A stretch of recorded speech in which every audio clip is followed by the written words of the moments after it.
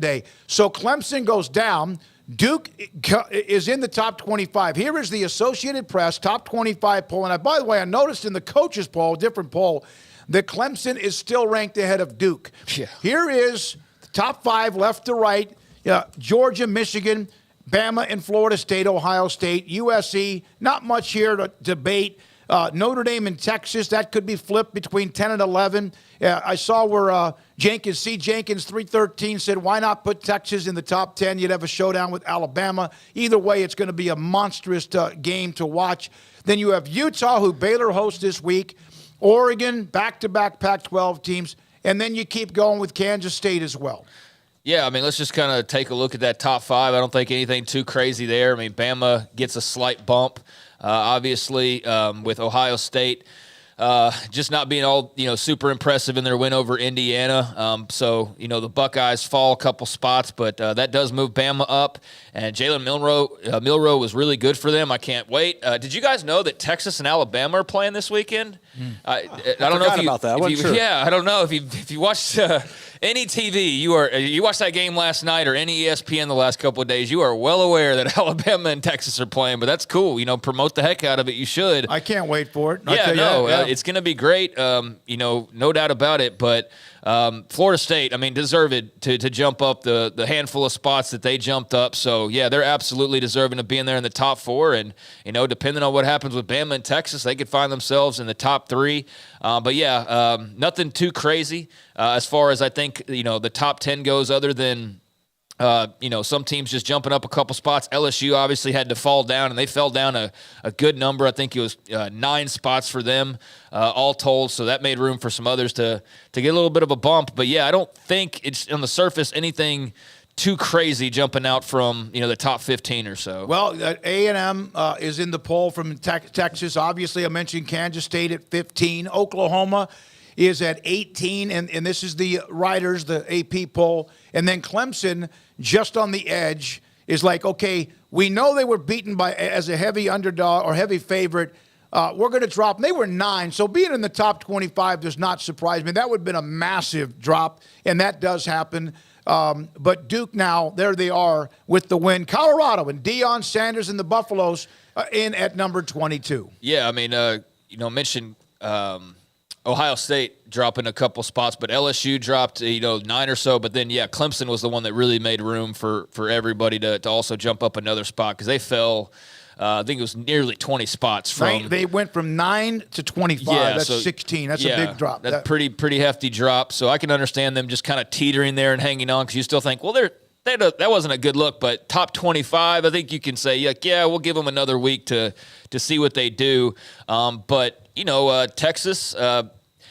Got a big opportunity this weekend. K-State right there at 15. I think they're in a good spot. Oklahoma deserved to jump up a little bit. Not just, I think, just by product of LSU and Clemson, they were going to do that anyways. But I think if you had bumped them up just based on eye test, I think that would have been fine because I think Oklahoma looked really good, and I think that they're in a really nice spot where they can definitely make some moves here over the weekend. But Duke, so deserving of being in there.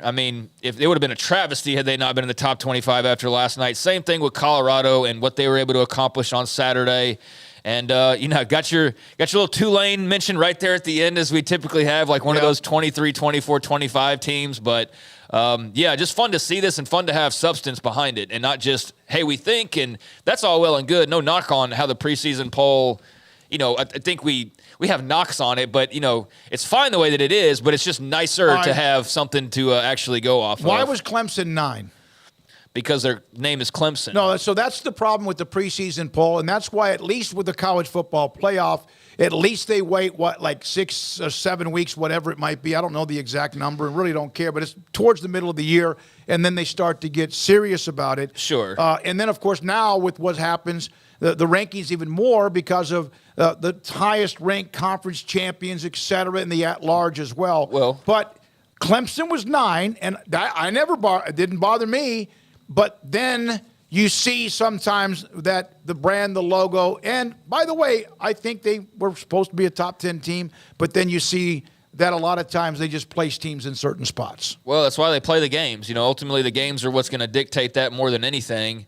But yeah, that's how it's done, and that's my beef with the preseason poll. But I also understand, my beef is that it's always the same teams, and it's always in some rearranging of the same exact teams. There's a meme somebody had a couple weeks back where they predicted like the AP poll, and it was like dead on of just like, random Tulane mention at 23, and it just set it up so perfectly. And I think he was probably spot on with the first rankings, because you kind of know how it's all sort of set up to begin with. But yeah, it's never, Tulane at number 9 to start off the season. It's like, oh, we forgot to almost put them in there. It's, and there's other examples as well. But why do they do that? Well, I mean, they love throwing that Alabama, Texas, like, you got to watch this, but they also love it when there's numbers in front of those teams, right? It's as much about the promotion, I feel like, early on in the season and the TV games, and these are top 10 teams, and you got to watch this. I think it's as much about that as anything else at this point, because, yeah, it's not an exact science by any means. If you're a network, you'd love to promote number 2 against 3 or number 2 against 8, or rather than number 5 against 27 or 25, I guess it would be. From Timothy Vermeer, longtime Iowa fan, USC, Washington, Oregon in the top 25. Take note, Big Ten teams. It's going to get real in 2024. The Pac-12 has, I think, 6 teams ranked after the perfect week in the first 2 weeks for USC going 2-0. Alabama and Texas, I don't have a prediction on that yet. Don't need to have one yet.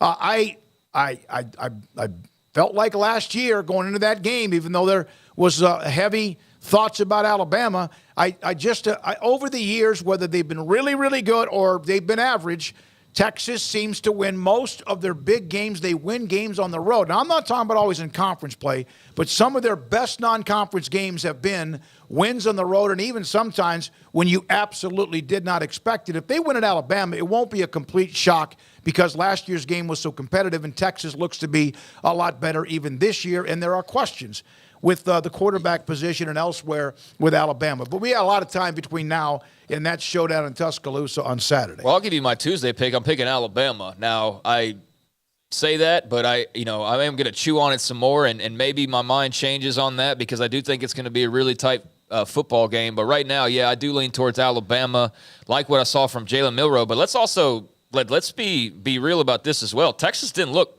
like just awesome in week number 1. I mean, they were fine. There were good things. They, eventually pulled away and dominated. There's a lot of weapons. We knew that going in. The defense looks really good. I think that's going to be a strong suit for them. But by no means were they just like, oh man, put them in the top 3. They've got to go out and prove it, just like Alabama does. Alabama looked good. As I mentioned, Milroe played really well. But yeah, I think there's a lot left, on the bone for Texas to show. That was just a fine game to start the season, but the real deal is this Saturday for both teams, and it's going to be awesome to watch. But yeah, right now I do lean Alabama, but I think it's like LSU, Florida State, when you're trying to maybe pick it for a lot of people. You're like, man, this is sort of a toss-up. That's kind of how I feel about the Tide and Longhorns right now. All right, and again, some saying that Alabama is going to embarrass Texas. Some say no. And I love it. Go at it. Have fun with it. That's the whole point of this. And that's the whole point of it, because we do have college football. Now, a couple of other notes. If they do embarrass Texas, then that would be something, and vice versa. If Texas rolls into Tuscaloosa and embarrasses them, that'll be something else too. I'm hoping for a great game, but no matter what the outcome is, there is going to be a lot to unpack from that, no doubt. All right. Also this.